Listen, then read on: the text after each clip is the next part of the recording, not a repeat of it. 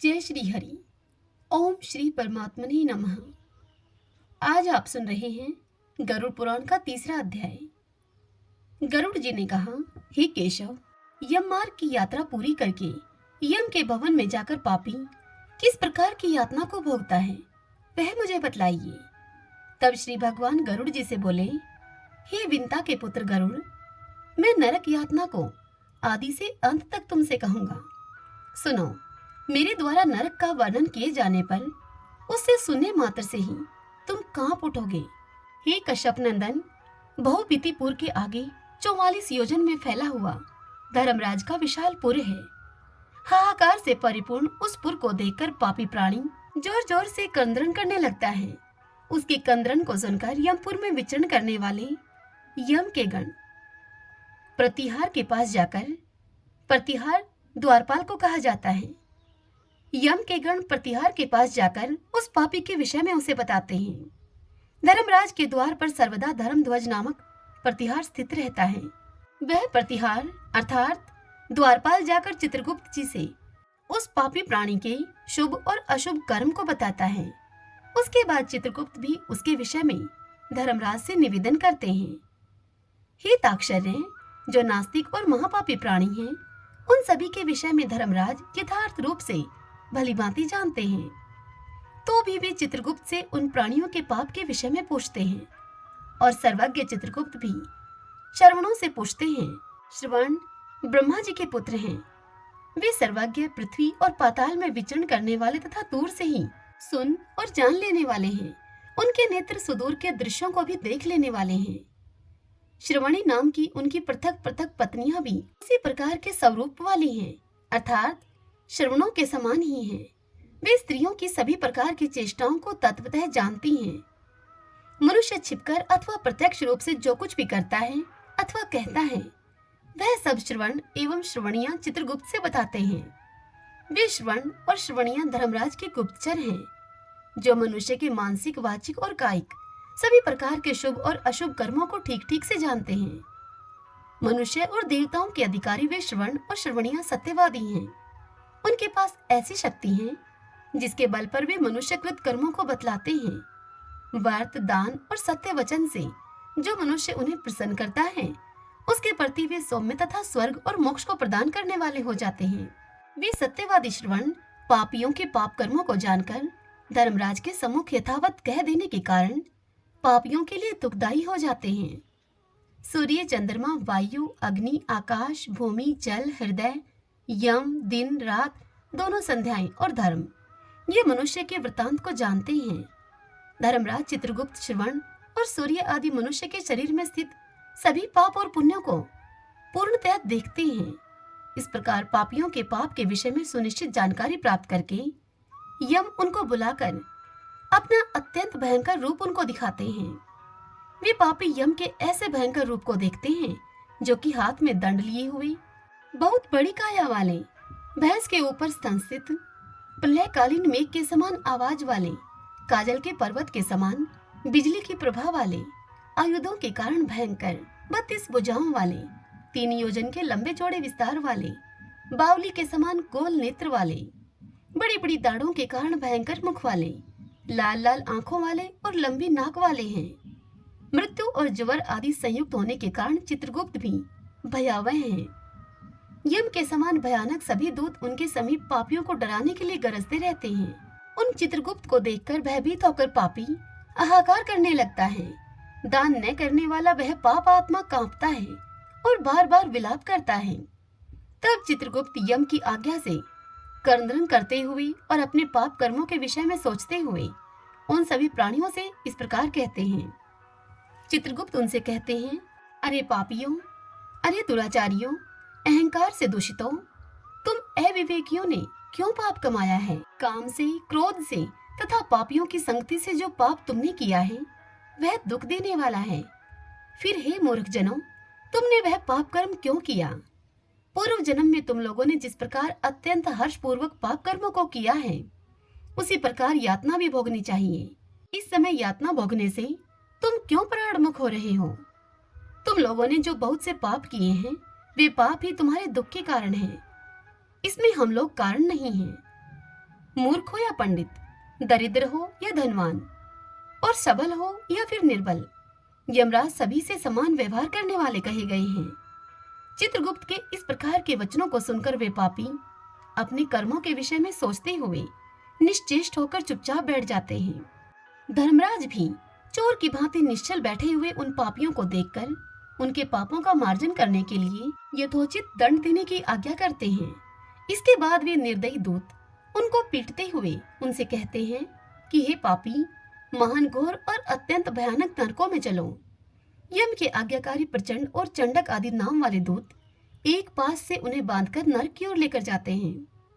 वह नरक में जलती हुई अग्नि के समान प्रभाव वाला एक विशाल वृक्ष है जो 5 योजन में फैला हुआ है तथा 1 योजन ऊंचा है।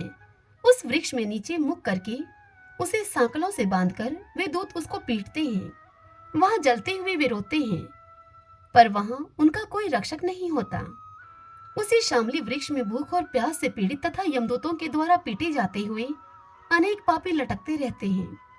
वे आश्रय विहीन पापी अंजलि बांधकर, हे यमदूतों, मेरे अपराध को आप क्षमा कर दो, ऐसा उन दूतों से निवेदन करते हैं। बार बार लोहे की लाठियों, मुदगरों, भालों, बर्छियों, गदाओं और मूसलों से उन दूतों के द्वारा वे अत्यधिक मारे जाते हैं। मारने पर जब वे चेष्टा रहित और मूर्छित हो जाते हैं, तब उन निश्चेष्ट पापियों को देखकर यम के दूत उनसे कहते हैं, अरे दुराचारियों, अरे पापियों, तुम लोगों ने दुराचरण क्यों किया? सुलभ होने वाले भी जल और अन्न का दान कभी क्यों नहीं दिया तुमने? तुम लोगों ने आधा ग्रास भी कभी किसी को नहीं दिया, और न ही कुत्ते और कौवे के लिए तुमने बलि ही दी। अतिथियों को नमस्कार तुमने नहीं किया और पितरों का तर्पण भी नहीं किया। यमराज तथा चित्रगुप्त का उत्तम ध्यान भी नहीं किया और उनके मंत्रों का कभी जप नहीं किया, जिससे तुम्हें यह यातना नहीं होती। कभी कोई तीर्थ यात्रा नहीं की तुमने, देवताओं की पूजा भी नहीं की। गृहस्थ आश्रम में रहते हुए भी तुमने हंतकार नहीं निकाला। हंतकार खाए जाने वाले भोजन में सबसे पहले जो ग्रास निकाला जाता है उसको कहा जाता है। तुमने कभी संतों की सेवा नहीं की, इसलिए अब स्वयं किए गए पाप का तुम फल भोगो। चूंकि तुम धर्महीन हो, इसीलिए तुम्हें बहुत अधिक पीटा जा रहा है।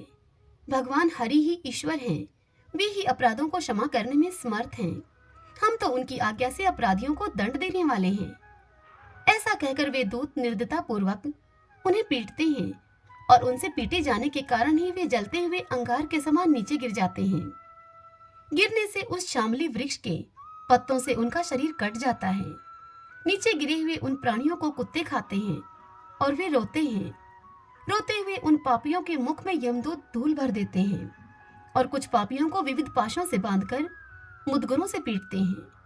कुछ पापी आरे के काष्ठ की भांति 2 टुकड़ों में किए जाते हैं और कुछ भूमि पर गिराकर कुल्हाड़ी से खंड खंड किए जाते हैं। कुछ को गड्ढे में आधा गाड़कर सिर में बाणों से उनके भेदन किया जाता है। कुछ दूसरे पिरोने वाले यंत्र में डालकर यक्षुदंड अर्थात गन्ने की भांति उन्हें पेरे जाते हैं। कुछ को चारों ओर से जलते हुए अंगारों से युक्त उल्मुख अर्थात जलती हुई लकड़ी से ढक करके लोह पिंड की भांति धधकाया जाता है। कुछ को घी के खोलते हुए कढ़ाइयों में, कुछ को तेल के कढ़ाइयों में तले जाते हुए बड़े की भांति, खाए जाने वाले बड़ों की बात हो रही है, उन बड़ों की भांति इधर उधर उस तेल की कढ़ाई में चलाया जाता है। किन्हीं को मतवाले गजेंद्रों के सम्मुख रास्ते में फेंक दिया जाता है। किन्हीं को हाथ और पैर बांधकर अधोमुख लटकाया जाता है। किन्हीं को कुएं में फेंका जाता है। किन्हीं को पर्वतों से गिराया जाता है। कुछ दूसरे कीड़ों से युक्त कुंडों में डुबो दिए जाते हैं, जहां वे कीड़ों के द्वारा व्यथित होते हैं। कुछ पापी वज्र के समान चोंच वाले बड़े बड़े कौवों, गिद्धों और मांस भोजी पक्षियों के द्वारा शिरोदेश में, नेत्र में और मुख में चोंच से आघात करके नोचे जाते हैं। कुछ दूसरे पापियों से ऋण को वापस करने की प्रार्थना करते हुए कहते हैं कि मेरा धन दो, मेरा धन दो। यमलोक में मैंने तुम्हें देख लिया है, मेरा धन तुम्ही ने लिया है। नरक में इस प्रकार विवाद करते हुए पापियों के अंगों से सड़सियों के द्वारा मांस नोचकर यमदूत उन्हें देते हैं। इस प्रकार उन पापियों को सम्यक प्रताड़ित करके यम की आज्ञा से यमदूत खींचकर तामिश्र आदि घोर नरकों में फेंक देते हैं। उस वृक्ष के समीप में ही बहुत दुखों से परिपूर्ण नरक है, जिनमें प्राप्त होने वाले महान दुखों का वर्णन वाणी से नहीं किया जा सकता। इससे आगे की कथा सुनाते हुए श्री हरि गरुड़ जी से कहते हैं, हे आकाश चारण गरुड़, नरकों की संख्या 84 लाख है। उनमें से अत्यंत भयंकर और प्रमुख नरकों की संख्या 21 है। तामिश्र, लोह शंकु, महारौरव, शामली, रौरव, कुड़मल, कालसूत्रक, पुतिमृतक, संघात, लोहितोद, सविश, संप्रतापन, महानिर्य, काकोल, संजीवन, महापथ, आविची, अंधात्मिस्त्र, कुंभीपाक, संप्रतापन तथा तपन, ये 21 नरक हैं। ये सभी अनेक प्रकार की यातनाओं से परिपूर्ण होने के कारण अनेक भेदों से परिकल्पित हैं। अनेक प्रकार के पापों का फल इनमें प्राप्त होता है और ये यम के दूतों से अधिष्ठित हैं। इन नरकों में गिरे हुए मूर्ख, पापी, अधर्मी जीव कल्प पर्यंत उन नरक यातनाओं को भोगते हैं। तामिस्त्र और अंधात्मिस्त्र तथा रौरव आदि नरकों की जो यातनाएं हैं, उन्हें स्त्री और पुरुष पारस्परिक संग से निर्मित कर भोगते हैं। इस प्रकार कुटुंब का भरण पोषण करने वाला अथवा केवल अपना पेट भरने वाला भी यहाँ कुटुंब और शरीर दोनों को छोड़कर मृत्यु के अनंतर इस प्रकार का फल भोगता है। प्राणियों के साथ द्रोह करके भरण पोषण किए गए अपने स्थूल शरीर को यहीं छोड़कर पाप कर्म रूपी पाथे के साथ पापी अकेला ही अंधकारपूर्ण नरक में जाता है। जिसका द्रव्य चोरी से चला गया है, ऐसे व्यक्ति की भांति पापी पुरुष दैव से प्राप्त कुटुंब पोषण के फल को नरक में आतुर होकर भोगता है। केवल अधर्म से कुटुंब के भरण पोषण के लिए प्रयत्नशील व्यक्ति अंधकार की प्रकाष्ठा अंधात्मिश्र नामक नरक में जाता है। मनुष्य लोक के नीचे नरकों की जितनी यातनाएं हैं, कर्मशः उनका भोग भोगते हुए वह पापी शुद्ध होकर पुनः इस मृत्यु लोक में जन्म पाता है। श्रीमन नारायण नारायण हरि हरि, भजमन नारायण नारायण हरि हरि। इससे आगे की कथा कल हम अगले अध्याय में सुनेंगे। कल के अध्याय में हम सुनेंगे कौन से पाप कर्म करने से नरक की प्राप्ति होती है। सभी बोलिए गरुड़ पुराण की जय। ओम श्री परमात्मने नमः। आशा करती हूँ आज की यह कथा आप सबको पसंद आई होगी। यदि ऐसा हो तो इस वीडियो को लाइक करें और कमेंट बॉक्स में जय श्री हरि लिखिए। यदि आपने मुझे पहली बार सुना है तो आप हमारे चैनल श्री कृष्ण दीवानी को सब्सक्राइब कर लीजिए, ताकि आपको हमारे आने वाले नए वीडियोस की सभी जानकारी सबसे पहले मिल सके। हरे कृष्णा।